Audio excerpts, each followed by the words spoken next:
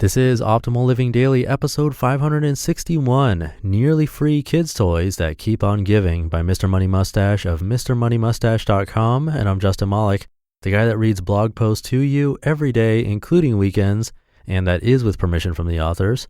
Today's post comes from Mr. Money Mustache, who has a lot of articles on personal finance, and you can hear a lot more of his being read to you on our other podcast, Optimal Finance Daily. Dan reads one from him every week or two, so definitely subscribe to Optimal Finance Daily if you haven't already, and if you want to hear similar content to this. And this post is actually a pretty frequently asked question I see about kids' toys and minimalism. So let's hear the post as we optimize your life. Nearly Free Kids Toys That Keep On Giving by Mr. Money Mustache of MrMoneyMustache.com. Although I talk quite a bit about things like frugality, investing, bicycling, cars, and the ridiculousness of our society, it's not actually what I think about for most of the day. Mrs. M and I still consider our main task to simply be child raising, since it takes more time and energy than the rest of life's activities combined. Since I'm sure many of the readers with kids of their own would agree, I thought it'd be fun to share some thoughts on the most successful toys that we've ever stumbled across, just in case you and your young kids haven't already discovered these things yourselves. In our household, finding engrossing activities for the little boy is a highly valuable thing. With no TV to turn on for automatic babysitting and a kid who likes a lot of attention, we appreciate the times he gets seriously hooked into some healthy independent play. We already covered the ultimate outdoor toy, nature, but there's still a lot of time spent inside the house that needs to be accounted for. After 6 years of observing his growth, certain toys and activities have shown above all others so far. Number 1, a whiteboard and a pack of colorful markers. Man, oh man, has this ever been a successful gift.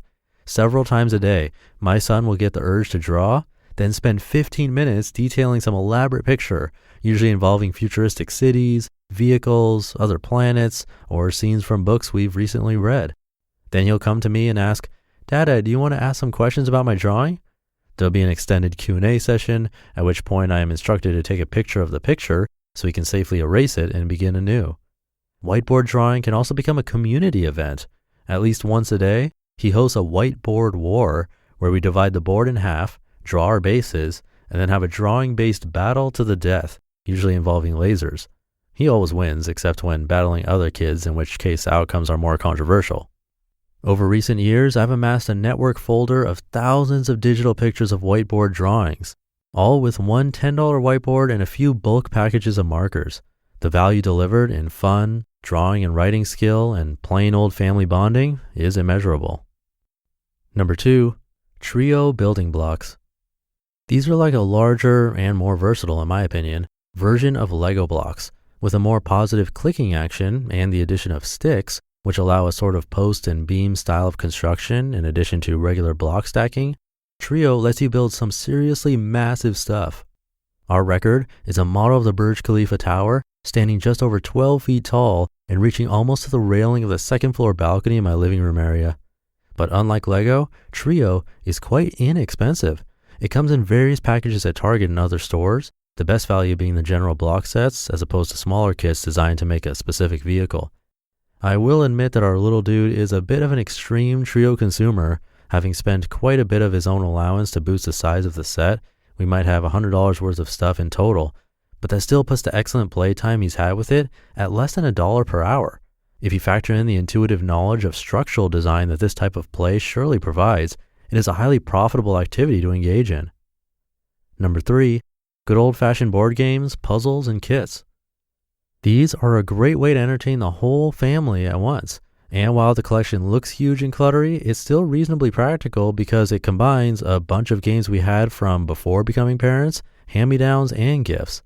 Board games are a good way to deflect the destructive power of generous grandparents. Instead of having them buy you things that are absolutely impractical like battery-powered plastic noisemakers, you can at least channel some of the generosity into things like games and books that are actually fun to play with for more than a few seconds. Monopoly has been an unexpectedly educational game. It forces your kid to learn to add the numbers on dice, move delicate game pieces, collect and manage money and make change, budget from limited funds, and even collect and upgrade rental properties and make trades with other players.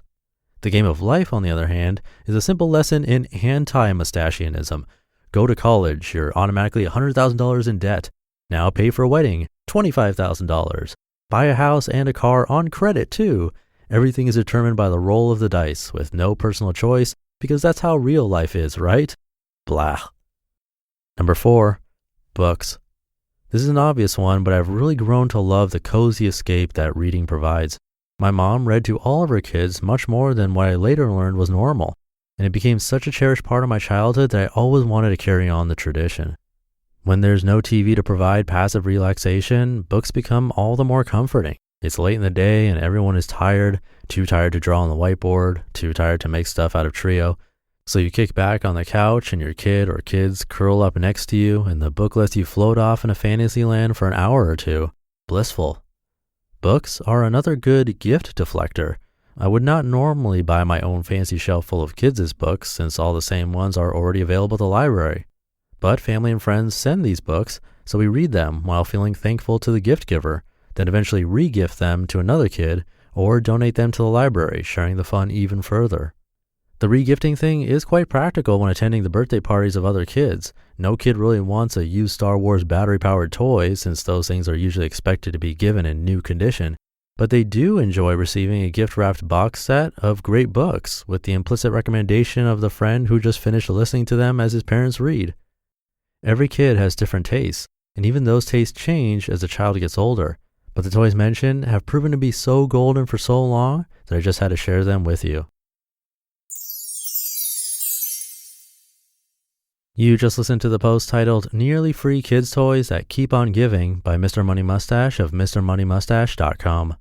Do note the word nearly free, as board games can be pretty expensive actually, and if you buy used you might find missing pieces, so you have to be really careful.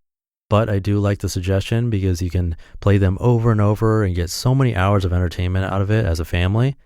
And if you don't overdo it and buy a ton of games, that is. I still love board games and only try to buy ones that I know I'll play multiple times. I also love the whiteboard idea.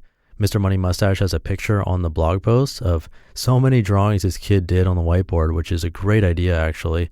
Because if you take pictures of their drawings, then you're saving on the paper and paper clutter too.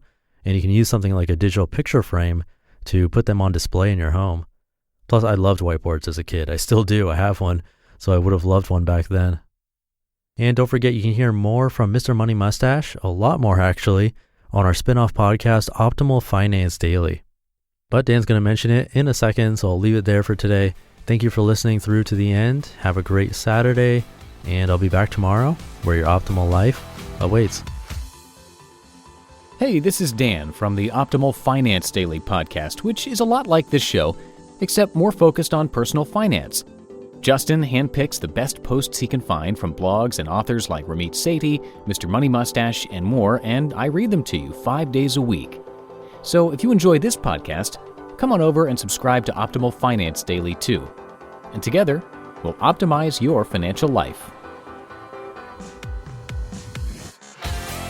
You've been listening to Optimal Living Daily. Be sure to hit the subscribe button to stay up to date on each new episode and head to oldpodcast.com. That's OLDpodcast.com for a free gift as well as more actionable tips and resources to help you maximize your potential.